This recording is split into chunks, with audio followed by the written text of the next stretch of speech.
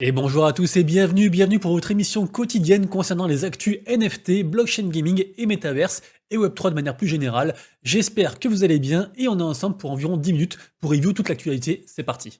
Et comme d'habitude, votre soutien est important, donc si vous voulez me faire plaisir, abonnez-vous à la chaîne, activez la cloche, mettez un petit commentaire et surtout, n'oubliez pas le petit pouce en l'air, merci beaucoup. On y arrive les amis, on y arrive, hein. 4960, on est presque à 5000, il faut encore 40 bonhommes qui s'inscrivent. Ramenez vos familles, ramenez tout le monde, on y va, on est parti, on atteint les 5000. Mais les amis, aujourd'hui restez bien jusqu'au bout de la vidéo parce que aujourd'hui, à la fin de la vidéo, j'ai un dossier spécial sur Animoca Brands qui viennent de signer une star interplanétaire qui est, on va dire, la référence et le meilleur dans son domaine depuis tous les temps en fait. Toute période confondue, c'est vraiment un truc de malade, donc restez jusqu'au bout, c'est une très grosse annonce.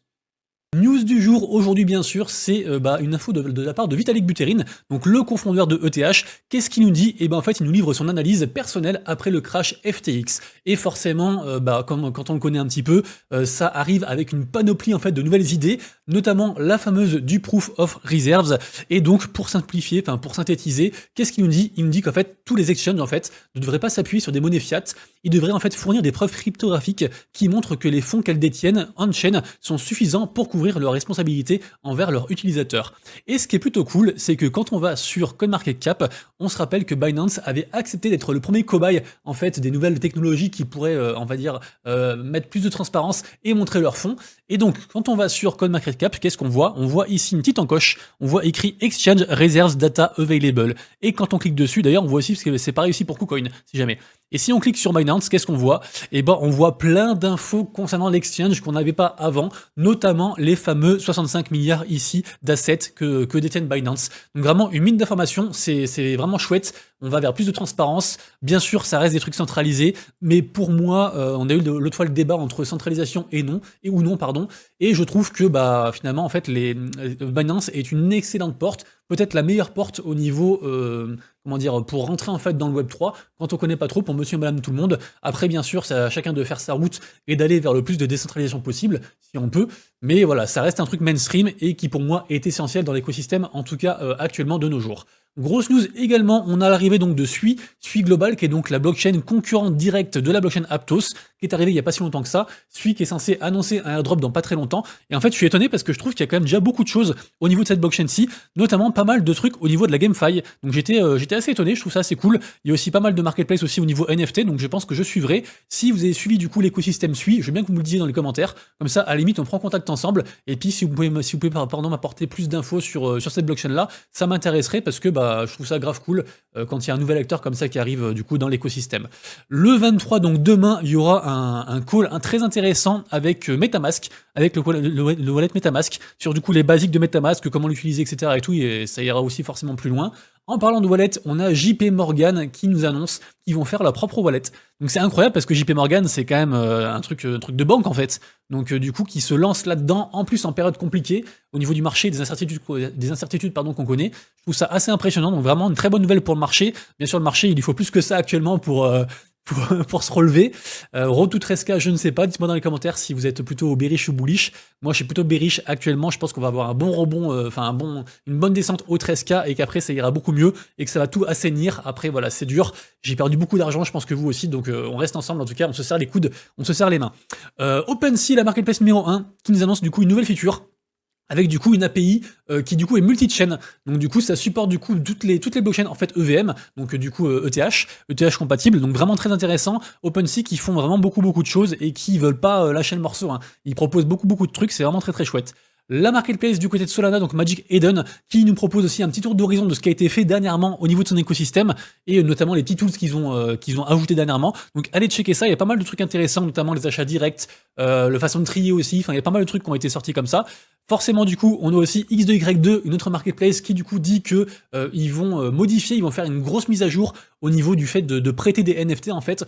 Vous le savez, sur X2Y2, vous pouvez, par exemple, prêter votre NFT, le mettre en collatéral, et je dis n'importe quoi, hein, vous avez un NFT qui vaut 10 ETH, et vous le confiez à la plateforme, et en échange, la plateforme vous file, par exemple, je sais pas, 7 ETH, voilà. Et après, il faudra rembourser le prêt, tout ça, il y a toutes des mécaniques par rapport à tout ça, mais ça permet des fois d'augmenter, on va dire, sa liquidité pour garder son NFT et puis pouvoir acheter d'autres choses en fait en attendant, donc c'est plutôt un truc cool.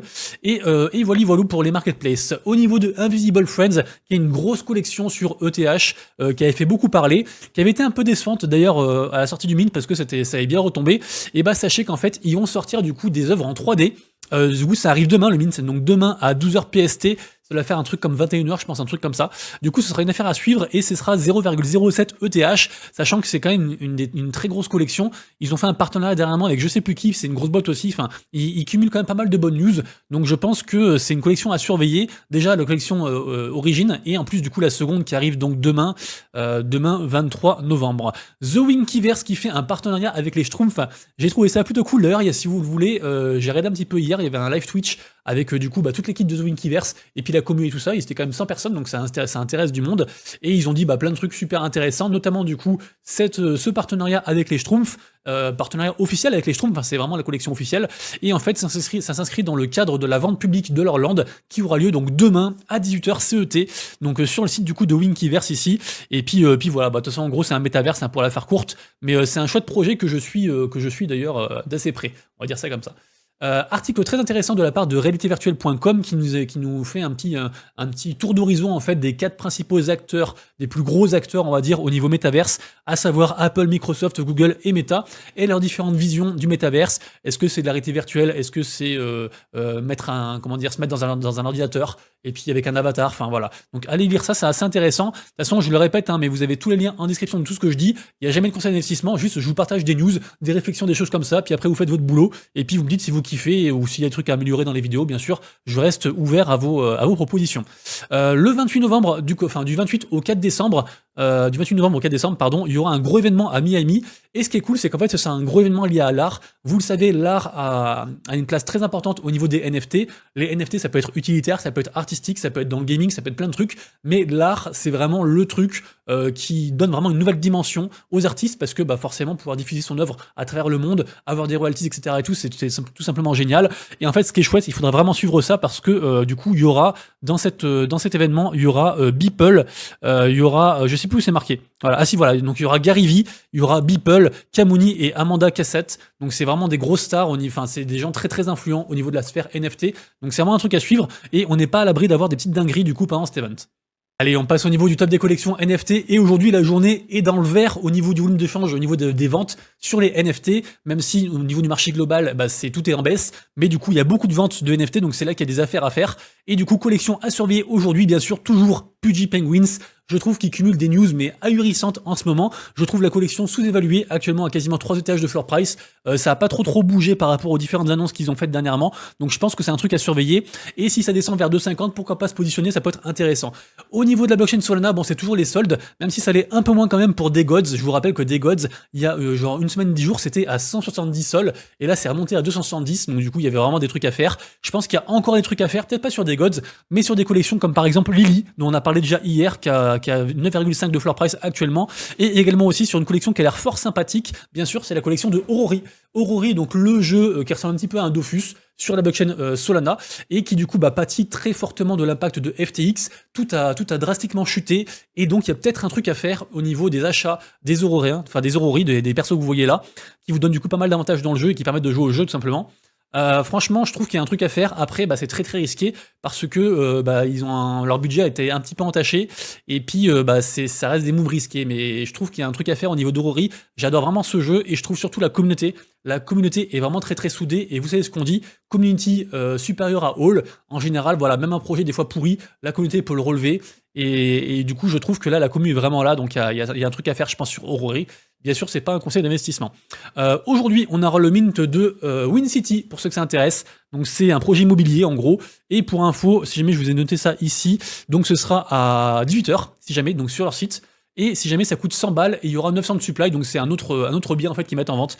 Donc c'est celui-ci en fait, c'est le studio Jacquemart, situé à Lille. Pour info, plus de renseignements en description. Demain, on aura Spooks, un mint très attendu sur la blockchain Aptos, même si j'ai un peu peur parce qu'ils ont distribué des whitelists à la planète entière.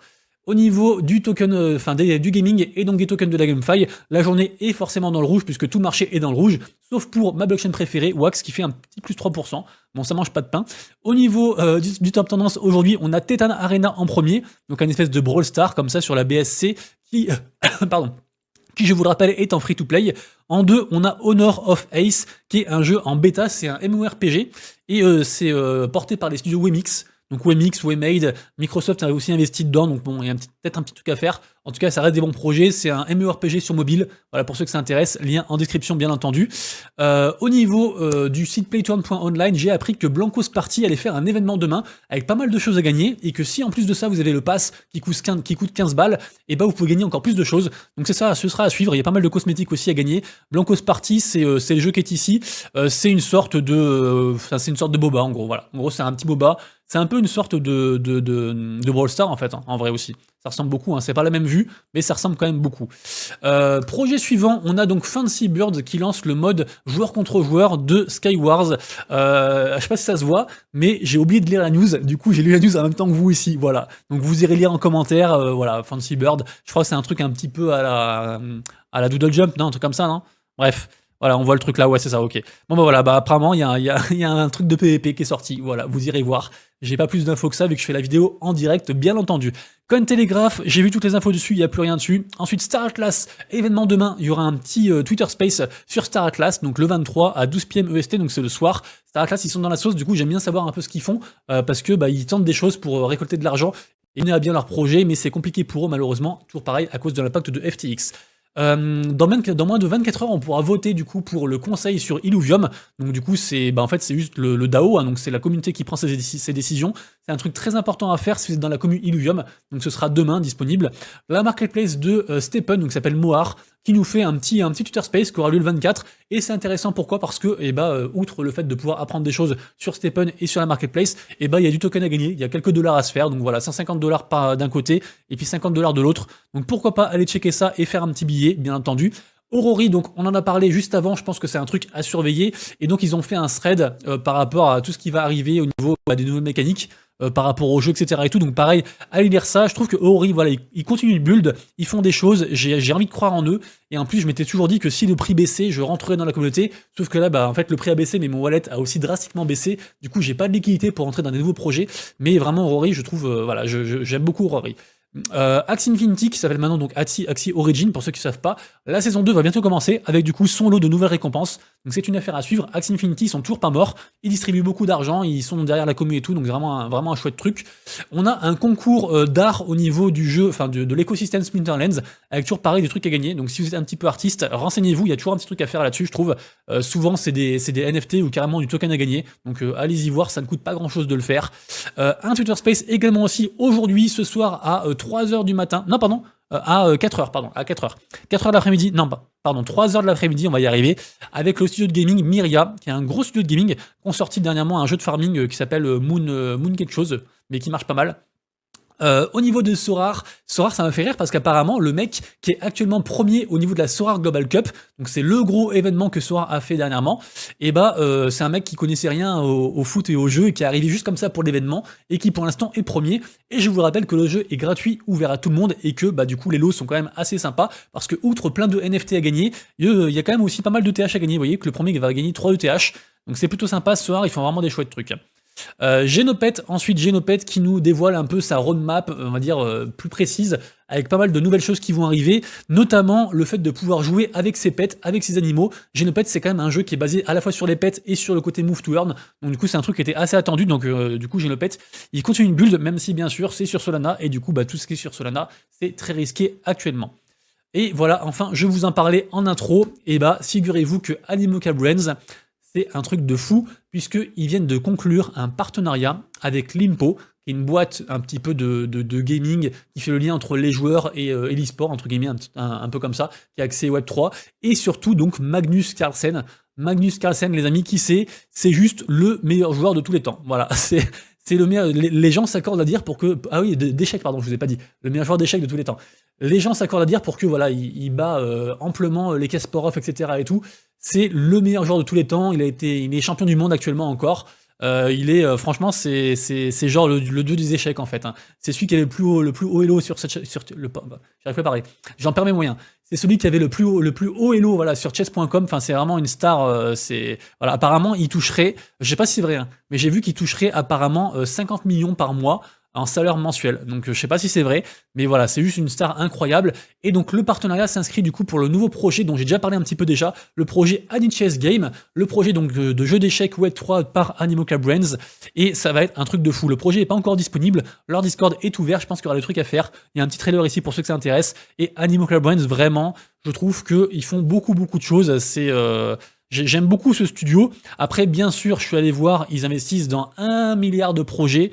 Rien que là, au niveau gaming, ils ont investi voilà, dans Atari, dans Alien Worlds, dans Axie Infinity, dans Aurori, enfin dans plein de trucs. Au niveau Metaverse, bien sûr, ils investissent dans Sandbox, et dans Upland aussi, également aussi, dans Dogami aussi également. Au niveau NFT, ils sont dans plein de trucs aussi, enfin c'est un truc de fou.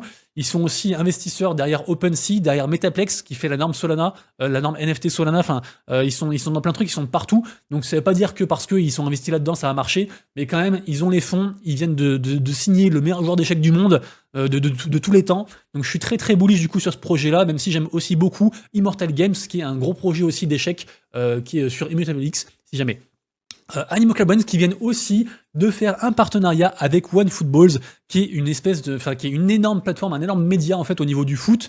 Et du coup, donc pareil, ils vont sûrement sortir des dingueries très prochainement à ce niveau-là. Et également aussi, pour finir sur Animoca Brands, ils vont aussi sortir une vente par rapport au jeu Phantom Galaxy. Ce sera demain, si je dis pas de conneries, ce sera demain du coup sur le site officiel de Phantom Galaxy. Ouais, c'est ça. C'est le 23 novembre à 12 AM UTC, donc un truc, je pense, peut-être 12 AM UTC, ça fait, je crois, 13h de l'après-midi, un truc comme ça. Si jamais ça vous intéresse, voilà, il y a des posters qui vendent par rapport à ce jeu-là. Mais vraiment, Animoca Brands, les amis, je suis vraiment fan de eux. Ils ont été parmi les premiers supporters aussi des NFT, notamment avec les CryptoKitties. C'est une société hongkongaise qui a des ramifications dans le monde entier, des branches dans le monde entier, donc vraiment très bullish là-dessus. Les amis, c'est tout pour moi. J'espère que vous avez kiffé la vidéo du jour. Si c'est le cas, bah, le petit pouce en l'air et le petit commentaire pour me le dire. Et puis, n'hésitez pas vraiment, hein, si vous avez des, je sais pas, des sujets, des projets que je parle jamais, dont je parle jamais, et vous voulez que j'en parle, bah, dites-le moi dans les commentaires, ça m'intéresse pour pouvoir faire évoluer la chaîne en même temps que moi, et puis que notre univers, et puis voilà. Allez, j'arrête de parler. Bon après-midi à vous tous. On se retrouve demain pour la prochaine vidéo Actu, NFT, Playturn et Metaverse. Et d'ici là, prenez soin de quoi? De vous, de vos proches et de vos wallets. C'était Monsieur Rabbit. Ciao, ciao.